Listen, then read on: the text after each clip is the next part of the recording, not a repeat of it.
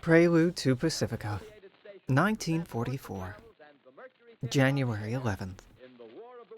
In his State of the Union address, President Wilkie introduces his proposed Civil Rights Act of 1944. The act would protect the voting rights of all Americans, end all racial segregation in schools and in public services, forbid employment discrimination, and would outlaw discrimination based on race, color, religion, sex, or national origin. That evening, by executive order, he mandates the immediate desegregation of the United States military.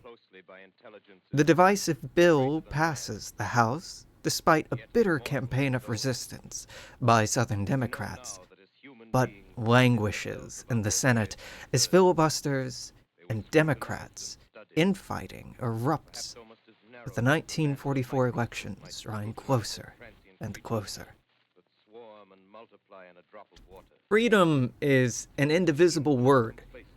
If we want to enjoy it and fight for it, we must be prepared to extend it to everyone, whether they are rich or poor, whether they agree with us or not, no matter what their race or the color of their skin.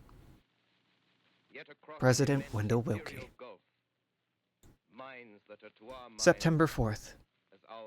United States President Wendell Willkie contracts Tampico influenza while campaigning for re-election in his home state of Indiana. The president returns to Washington, D.C. By the 6th, despite expert medical care, the president begins to suffer the first of a series of heart attacks. On the 8th, President Wendell Willkie of the United States suffers his final, fatal heart attack, the last of over a dozen in just a few short days. Vice President Charles McNary is sworn in as President of the United States. October 2nd. President Charles McNary, prior to becoming vice president, was a senior senator from the state of Oregon since 1917 and a leader of the Senate Republican Conference since 1933. In early November of 1943, then Vice President McNary was diagnosed with a brain tumor, which was promptly removed. Despite early promising signs of recovery, by fall of 1944 it was clear that the cancer had spread. Valiant efforts to hide his appearance from the public eye, his slurred speech and catatonic lapses, President for a month McNary passes away in his sleep. Secretary of State Henry Simpson is sworn in, the third president in 3 months. Henry Simpson, Secretary of State under Presidents Hoover, Willkie, and McNary, becomes the first unelected president in American history. At 77 years old, Simpson is also the oldest American president by the better part of a decade.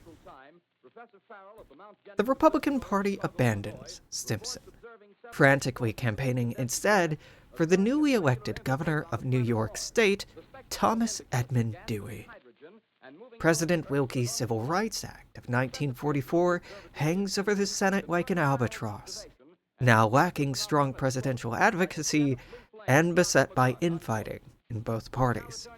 Southern Democrats and conservative Republicans vying against progressive Democrats and progressive Republicans.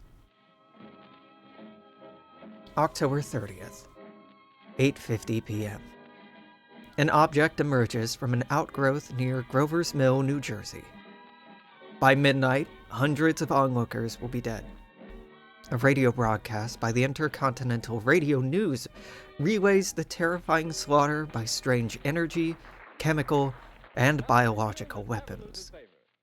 The object is destroyed after 99 hours of prolonged fighting, at the cost of over 7,000 infantry, a field artillery unit, and 8 heavy bombers. Hundreds, and then thousands, of similar machines emerge from outgrowths across the planet. every pre-war line is breached.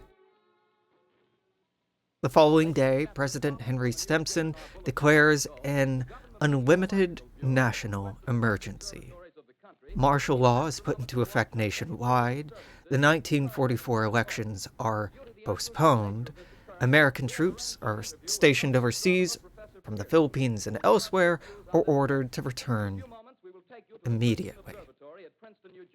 Despite Pyrrhic victories like that in New Jersey, being reported across the northern United States in colder and drier areas where outgrowths had been more delayed, and in areas where outgrowth eradication had already been underway, these victories are the exception to the rule.